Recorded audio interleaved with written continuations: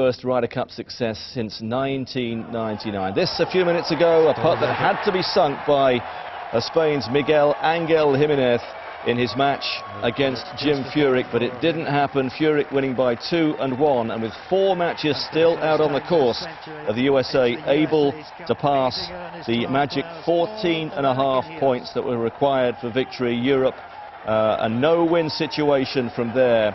And good to see that, unlike Brookline, the last American success 9 years ago, there was no gloating, no jingoism from the American team. Celebrations, yes, but it was all good-humoured, good-natured, and no complaints from the Europeans. They were well beaten. A 14.5, 9.5. There are still 4 games out on the course, but whatever happens in those, it will not alter the result.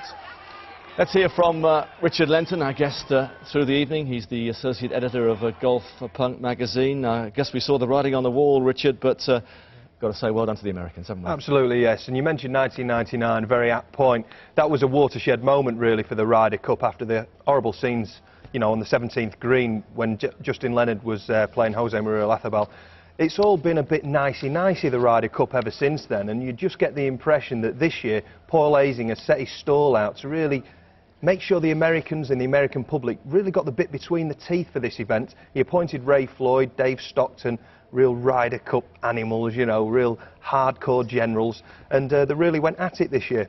OK, Richard, we'll hear from Nick Faldo shortly, but I guess we should hear right now from the successful captain, the Americans' Paul Azinger. I'm just emotional. I mean, I've been pretty good up until just a minute ago. You know, we just had a plan, and we stuck to it.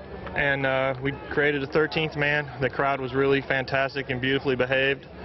The European fans came out and were unbelievable. The first tee, if you could have felt that energy come through the TV, then you can get a sense of what that was like. It was amazing. The golf was spectacular on both sides, and our guys just came out on top. They just took an everything to gain kind of attitude into this competition, and I couldn't be happier. They really grinded it out. We all know it could have gone either way the first day and the second day, and it just tilted our way. Well, he was gracious in victory. Nick Faldo, we're going to hear from him in a second, but gambled at another gamble. He was criticised in the papers this morning, wasn't he, Faldo? And has been all through the weekend. He put all his big players at the bottom of the list today, and all their results are irrelevant because the Americans are out of sight already. Yeah, I mean, we've just seen Ian Poulter actually hole out and beat Steve Stricker there. Now, if you look at Faldo in terms of his 2 picks, Ian Poulter to get 4 points out of 5, absolutely fantastic, but then Paul Casey's not quite done enough, has he? So for Faldo to be involved in the Ryder Cup, an event he loves for the first time since 1997, he was desperate to win this, and to lose to his arch rival from his playing days, Paul Azinger, this is a really bitter pill to swallow for Faldo, and he's going to get it in the neck tomorrow, make no bones about it.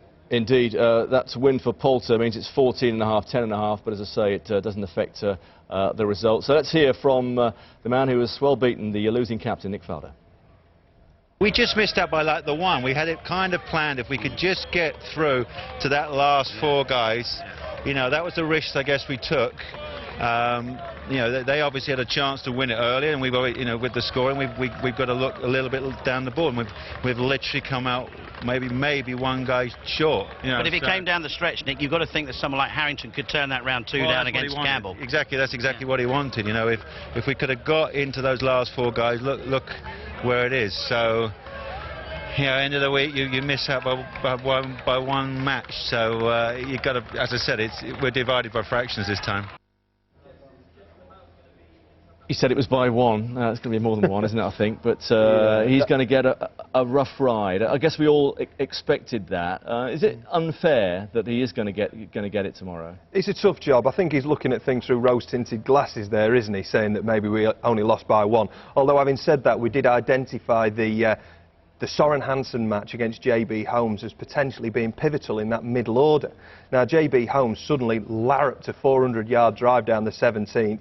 Hansen, his chip lipped out, and that was near enough the Ryder Cup 1.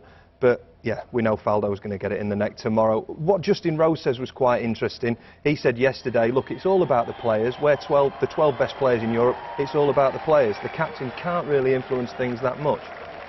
Yeah, there's Faldo and Azinger a short time ago.